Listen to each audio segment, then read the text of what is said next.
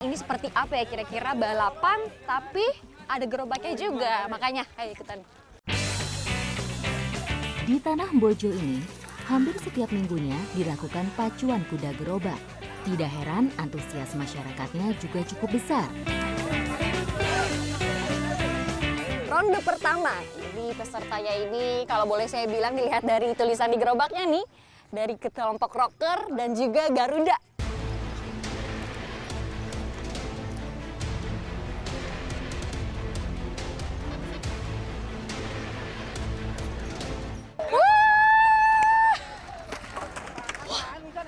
Apa nih yang terjadi?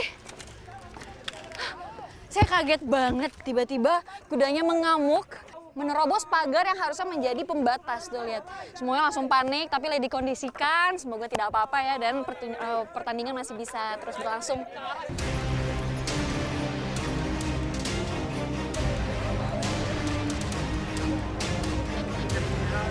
Suasana makin terasa tegang karena yang awalnya kuda dari tim Garuda ini sempat memberontak. Namun sepertinya belum. Waduh! Saya kaget. Saya kira tadi kudanya ini mengamuk, tapi ternyata ini pertandingan sudah segera dimulai.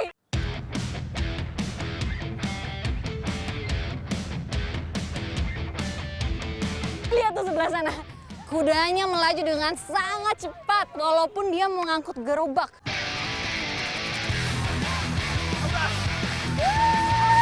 Pertandingan ini biasa dilakukan di lintasan sepanjang kurang lebih 1 km. Kuda gerobak akan saling berpacu untuk jadi yang terdepan. Kuda tidak memiliki tulang serangka, sehingga mamalia ini bisa melangkah lebih lebar. Selain itu, terdapat mekanisme pada tulang dan otot kaki kuda yang menurunkan jumlah tenaga yang dikeluarkan ketika berlari semakin kencang dan meningkatkan kemampuan bergeraknya.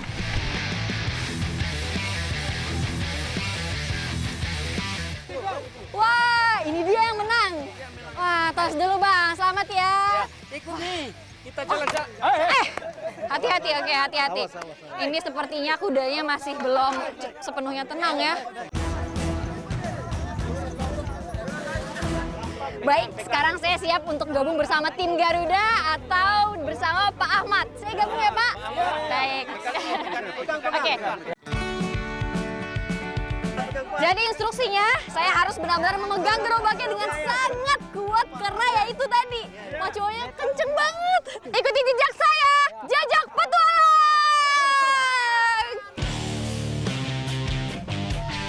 Kuda yang digunakan untuk pacuan gerobak bukanlah kuda sembarangan. Mereka wajib memiliki bahu kekar, badan panjang, dada lebar, dan bukaan kaki yang lebih sempit.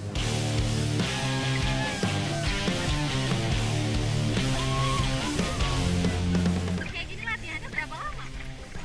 Sekitar 1 bulan.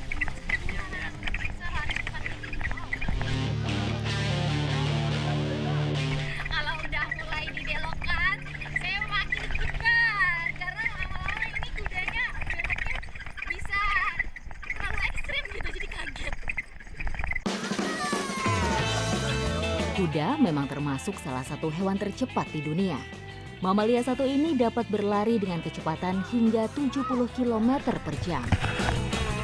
Luar biasa! Waduh, mantap!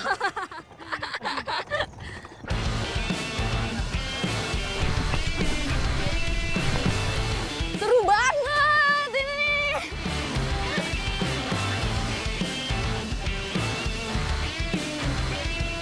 Wah, udah semakin dekat garis finish, kenapa dia semakin ngebut? Wah! Ya, akhirnya sampai juga. Ini luar biasa sensasinya. Pacuannya itu cepat sekali loh. Tadi saya sempat deg-degan ketika kudanya itu ke kanan dan ke kiri, tapi akhirnya tetap lancar perjalanannya.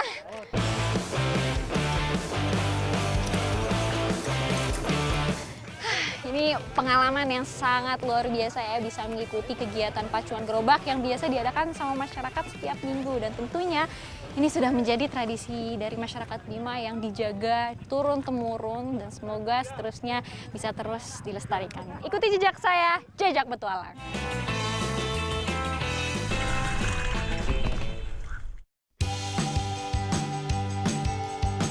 Agar menjadi kuda pacu gerobak yang handal, perlu latihan dan perawatan yang dilakukan secara rutin seperti ini. Sekarang saya mau mengikuti rangkaian perawatan kuda-kuda yang ada di Binda nih. Kalau saat ini kita mau mandikan kuda-kuda yang ada di pesisir laut. Ikuti jejak saya, Jejak Petualang. Oke, Pak.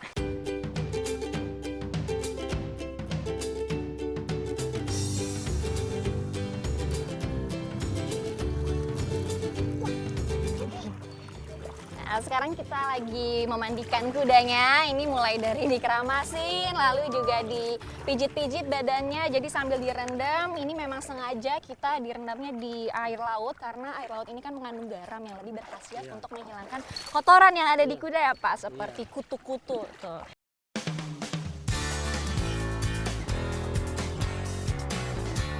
Memandikan kuda di laut juga termasuk bagian dari latihan fisik untuk kuda. Bermain di dalam air akan lebih menyulitkan kuda untuk bergerak. Jadi, akan lebih memacu otot-otot kuda bekerja lebih ekstra.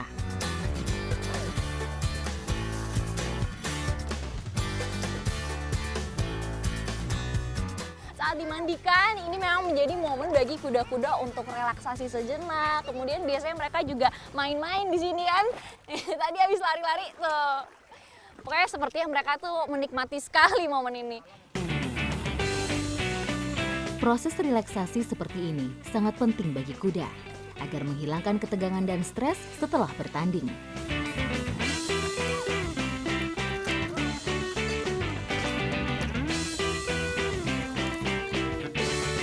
Ini kok saya rasanya lebih nggak deg-degan seperti naik kuda kalau lagi di darat ya. Karena ini nih, rasanya kudanya tuh lebih tenang. Jadi sayanya juga ikut tenang. Walaupun begitu, saya harus tetap berhati-hati agar hal-hal yang tidak diinginkan tidak terjadi.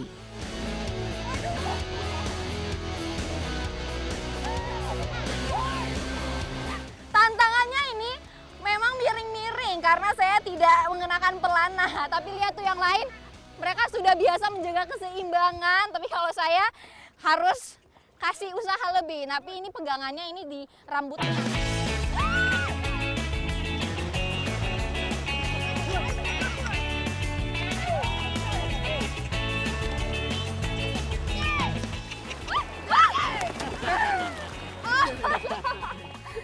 Akhirnya saya jatuh juga.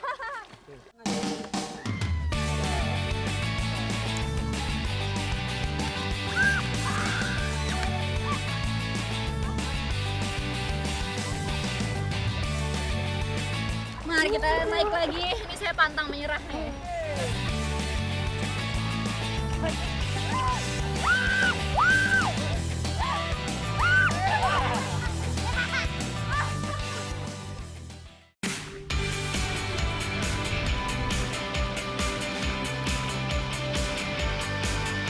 Wah, udah pada rame nih kayaknya. Nah, ini sekarang saya akan bergabung dengan tradisi Sagele, di mana ini merupakan tradisi menanam padi yang dilakukan setiap musimnya kurang lebih sekali dalam setahun dan biasanya dilakukan sebelum musim penghujan. Nah, ini perjalanan panjang tetapi lihat nih, terbayar dengan pemandangan indah di depan saya.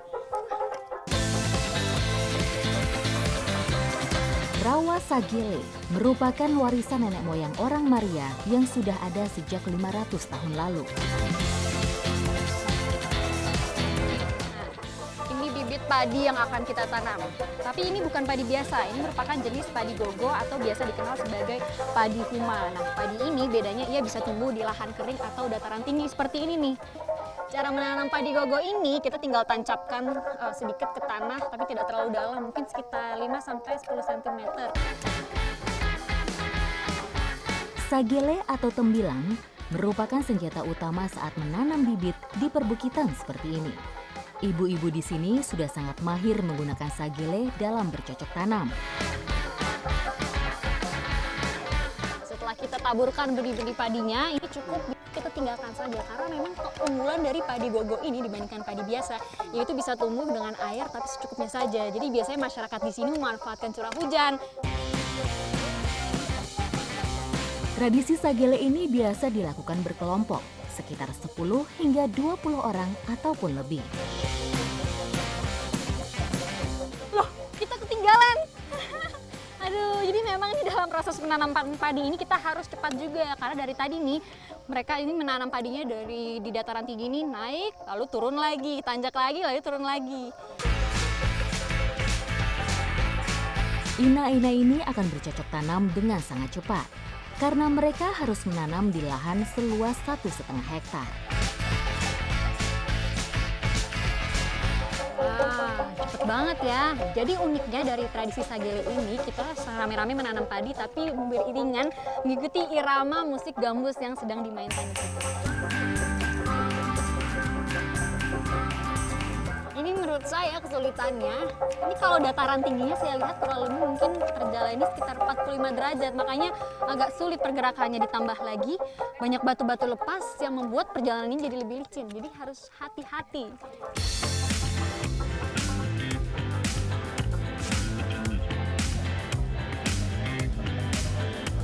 Ama, wah suaranya merdu sekali. Ini Ama yang dari tadi menyanyikan lagu merdunya ini nama lagunya Ama. Apa Ama kalau boleh tahu? Ini lagu Bima. Tadi ngobrol-ngobrol sama ini nama lagunya ini adalah Haju Jati atau artinya kayu jati ya. Tapi kenapa kayu jati? Karena kayu jati ini kan keras, menandakan bahwa orang-orang Bima itu pekerja keras ya. Lagu dalam tradisi sagele ini terdiri dari 3 bagian. Pertama, dimainkan saat pagi hari ketika memulai menanam. Kedua, dimainkan tengah hari sebagai penyemangat para pekerja. Dan ketiga, pada waktu sore sebagai pertanda pekerjaan hari ini akan segera diakhiri.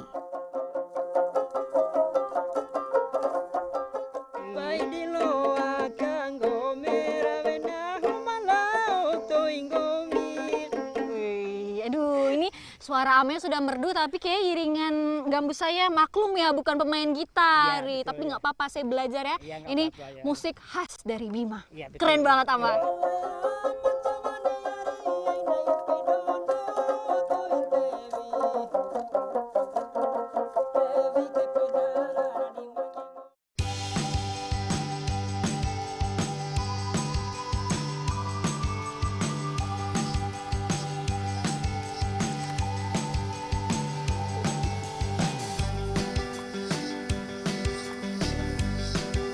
Sudah enak nanti ya. Saat ini kita sedang menyiapkan menu makan siang untuk nanti kita makan rame-rame seusai kegiatan sagele. Nah ini bahan-bahan utama yang kita gunakan, pertama ada daun singkong, kalau bahasa Bimanya ini rok bojo, dan satu lagi ada buah nangka muda, biasa disebut buah nangga. Dan ini sedang dikupas, kita juga sedang membuat bumbunya. Sudah siap ini ya. Mempersiapkan makanan seperti ini sangat penting saat tradisi sagele, agar membantu menjadi penyemangat bagi para pekerja di sini. Sedikit-sedikit saja ya. Selanjutnya kita rebus terlebih dahulu buah nangkanya sampai dia sudah matang, baru setelah itu kita masukkan daun singkong. Setelah rebusan matang, selanjutnya akan dicampurkan loko alias sambal untuk menambahkan cita rasa yang khas.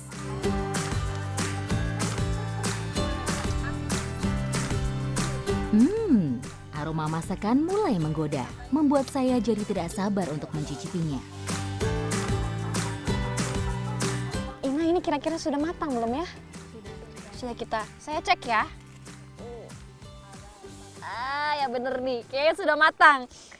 Nah ini setelah ini kalau sudah matang langsung aja nih mau kita santap ramai-ramai. Ini sih juga udah lapar banget, ini juga pada lapar kan?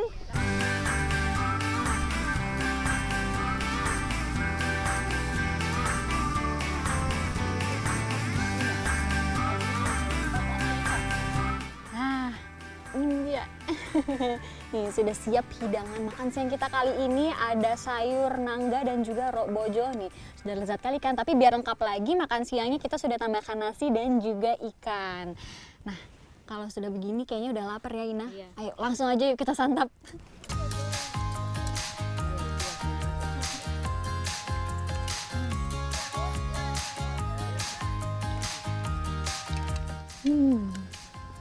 Enak Kak Ina? Enak nih. Menurut saya ini memang kerasa banget sih asinnya. Tapi kalau dari segi rasa, ini tuh mirip seperti sayur lodeh. Suasana seperti ini sudah jarang sekali saya lihat. Beruntung sekali saya bisa mengikuti tradisi yang masih menjunjung tinggi nilai kebersamaan dan gotong royong seperti ini. Kalau saya boleh mengutip dari lagu yang tadi dinyanyikan, Haju Jati, yang artinya masyarakat Bima ini pekerja keras, memang terbukti nih. Perempuan-perempuan yang bersama saya ini luar biasa pekerja keras.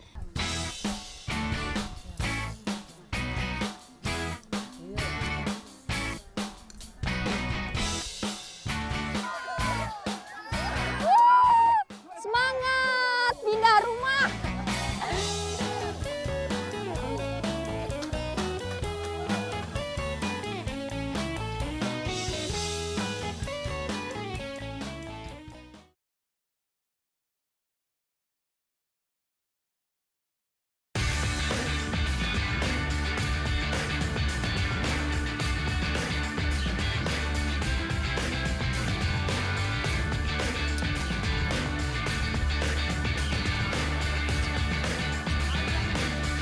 Bersama masyarakat dari Delamase, sekarang saya mau mengikuti tradisi yang unik banget, yaitu pindah rumah atau hanta uma biasa disebut. Namun perbedaannya ini bukan pindah rumah biasa loh, tapi ada sebuah keunikan yang istimewa banget. Penasaran? Ikuti jejak saya, jejak petualang. Dalam tradisi hanta umah, hal yang paling utama adalah menyiapkan lahan baru. Masyarakat yang terlibat akan membuka lahan untuk rumah yang akan dipindahkan. Jadi sekarang ama-ama sedang bekerja sama untuk menyiapkan tempat di mana kita akan pindah rumah. Jadi ini semua diratakan tanahnya. Jadi penasaran kan pindah rumah?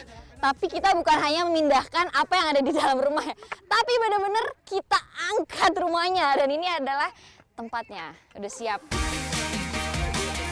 Hanta umah merupakan tradisi yang sudah dilakukan para leluhur secara turun-temurun sejak dahulu kala. Tanpa pemberitahuan, secara otomatis masyarakat akan bersama-sama melakukan kegiatan ini. Batu-batu besar ini sedang dipasangkan sebagai penyokang rumahnya yang di situ tuh. Karena kan bagian bawahnya itu kayu semua agar dia tidak mudah dimakan oleh hama. Udah dipikirkan supaya gimana ini rumahnya bisa awet. Nah, itu udah kelihatan tuh. Udah pada siap-siap, lagi lepas bagian gentengnya. Karena itu dulu tahapan pertamanya, lalu baru deh kita pindah rumah.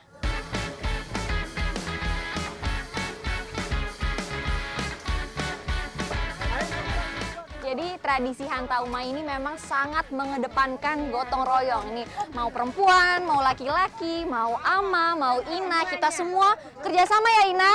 Nih, sambil sekarang kita lagi memindahkan genteng yang sedang dilepas di atas. Gak sampai 15 menit, bentar lagi gentengnya udah siap keangkat semua. Ini dia nih esensi dari bekerja sama, gotong royong. Semua pekerjaan jadi terasa lebih cepat juga.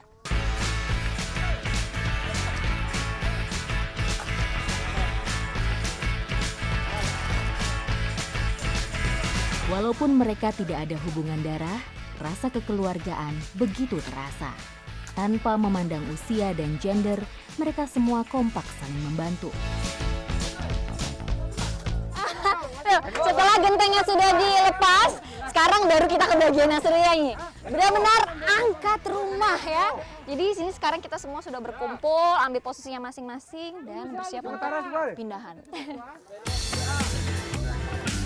Proses pemindahan rumah ini tidak boleh dilakukan secara sembarangan.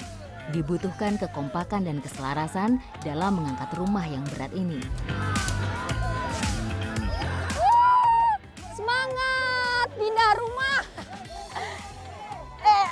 Turun sedikit. Wah, ini harus hati-hati nih. Jadi ada satu yang memandu arahnya. Hati-hati, Ina. Kita karena harus memastikan bahwa nggak ada yang terpeleset dan juga kita ada di arah yang benar. Karena ini banyak bebatuan dan turunan. Rumah ini dipindahkan karena lokasi sebelumnya kurang strategis. Jadi dibutuhkan tempat baru agar lebih mudah memantau kebun. Akhirnya sudah sampai di lokasi di mana kita mau memindahkan rumahnya. Mantap semuanya. Wah!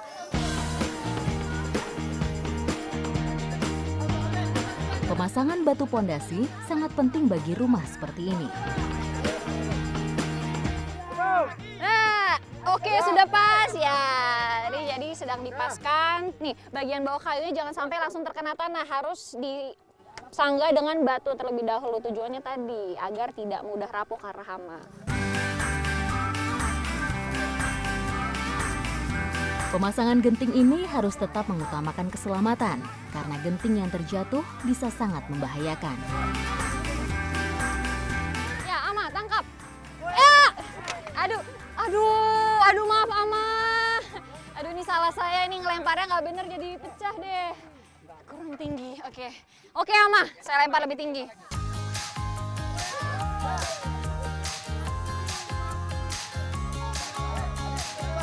Nih, Ama, tangkap. Ini pegangnya. Aduh, kenapa ya? Ini kalau saya yang lempar, gentengnya mutar-mutar. Jadi kebingungan kan, namanya untung nggak jatuh loh gentengnya.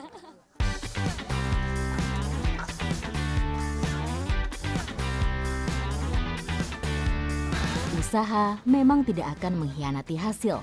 Kerja keras kami berbuah hasil yang sangat maksimal. Ini sudah jadi makam Pak A. Jadi rumah ini merupakan tempat di mana yang pemilik kebun ini biasanya duduk-duduk untuk memantau isi perkebunan.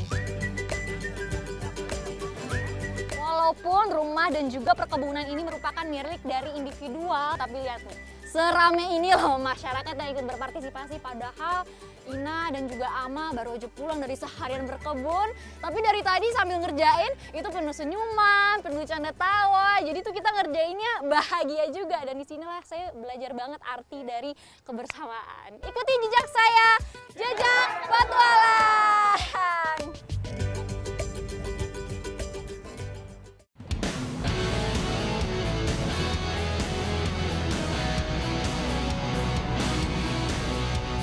Setelah dari perbukitan, kali ini saya mau bertualang ke pesisir Laut Bima.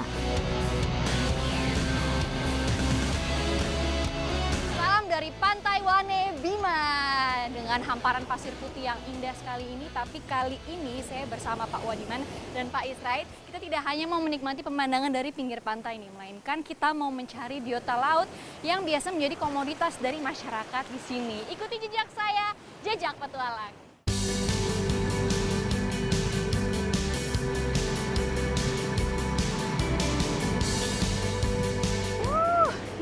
Di sini berarti apa lokasinya? Iya. Nah, kita berarti akan siap-siap untuk menyelam ke laut di sini. Tapi tenang aja, kita nggak ke laut yang terlalu dalam, tetapi di pinggirnya saja sudah cukup ya Pak? Ya, sudah cukup. Pantai Selatan Bima memang terkenal dengan ombaknya yang cukup tinggi. Kami pun cukup kesulitan untuk menembus ombak ini. Dalam situasi seperti ini, saya harus tetap tenang dan jangan panik. Lokasi kita mau mencari biota lautnya nih. Tapi ini air lumayan dalam, sekitar 4 sampai 5 meter ya Pak? Ya. Dan biota lautnya ini ada di dasar. Dibutuhkan keahlian dalam menyelam bebas di lautan seperti ini. Bukan cuma itu, tenaga dan stamina harus prima agar kuat menahan nafas yang cukup lama di dalam air. Ini dia, gosok atau rumput laut yang kita cari. Ini kalau saya buka dari teksturnya ini memang licin. Aduh, tenggelam. Nah, biasanya ini ditemukan di tengah-tengah batu karang atau juga pasir ya Pak? Iya. Gose termasuk jenis sargasum dari kelompok algae coklat yang memiliki bentuk talus silindris. Memang biasa ditemukan melekat dan tumbuh di atas batu karang, tapi sering dijumpai juga sargasum yang terapung terbawa air.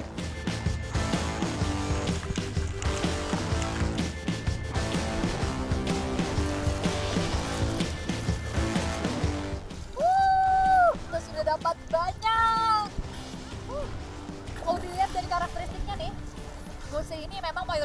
berwarna coklat atau hijau tua ya. Algae laut coklat merupakan organisme eukariotik primitif yang tidak memiliki batang, akar, dan daun sejati. Di pesisir Bima ini banyak dicari untuk dikirim ke luar daerah.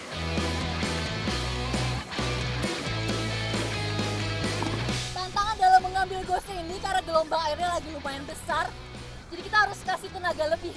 Udah gitu karena letaknya ada di dasar laut, jadi ketika menyelam juga kita harus berusaha supaya tidak terbawa arus ya Pak.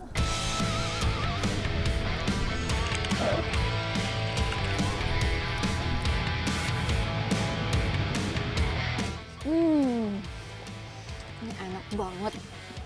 Ini rasanya ada campuran antara manis, kemudian asam.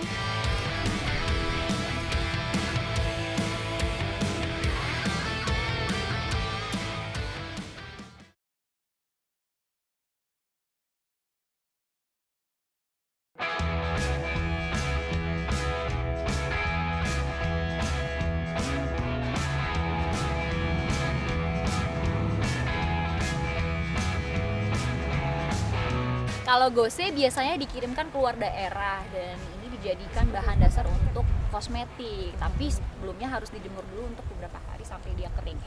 Yang kali ini akan kita olah menjadi makanan ini, Clatophenthy. Terima kasih. Oke, sudah cukup. Sebelum diolah, Clatophenthy harus dibersihkan dulu untuk mengurangi kadar garamnya. Dari segi warna, kalau gose ini kan dia cenderung warna coklat tua, tetapi kalau Clatophenthy ini lebih ke merahan, merah marun ya. Tapi ada juga nih yang warnanya hijau muda. Nah ini tandanya dia juga masih muda ya usianya. Meskipun begitu, ini juga masih bisa kita olah.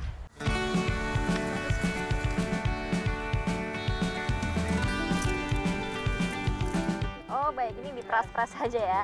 Jadi bahan-bahan yang kita gunakan untuk membuat loco atau sambal selain ada bawang putih, tomat, ada juga nih terong gatal. Dan bener, ini kalau kita makan mentah-mentah dia akan gatal ya ketika kita makan. Nah jadi caranya kita iris-iris menjadi kecil, campur dengan garam lalu diperas. Kandungan pada garam mampu menghilangkan zat yang dapat membuat gatal.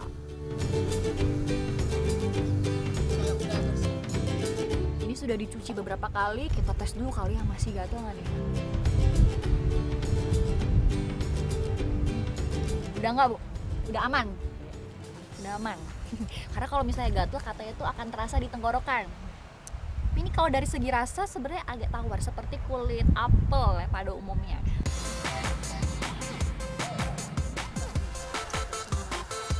Ini sudah jadi kahina? Oh, boleh saya lihat? Ih, ini sudah warna-warni loh. Jadi berarti loco atau sambal khas Bimanya sudah jadi, langsung aja nih. Saya udah penasaran banget pengen icipin ini. Ikuti jejak saya, jejak petualang. Ini giliran saya yang makan nih.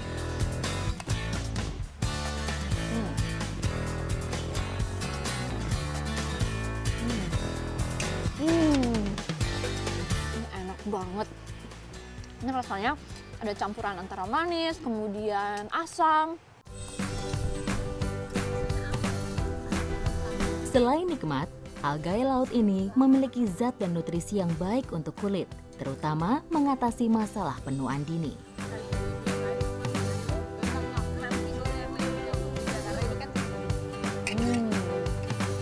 Kalau biasanya nih saya nyobain sambal kan campurannya sama tomat atau mangga, tapi baru kali ini nih di Bima saya nyobain sambal menggunakan rumput laut dan rasanya ini gurih, luar biasa. Ikuti jejak saya, jejak petualang.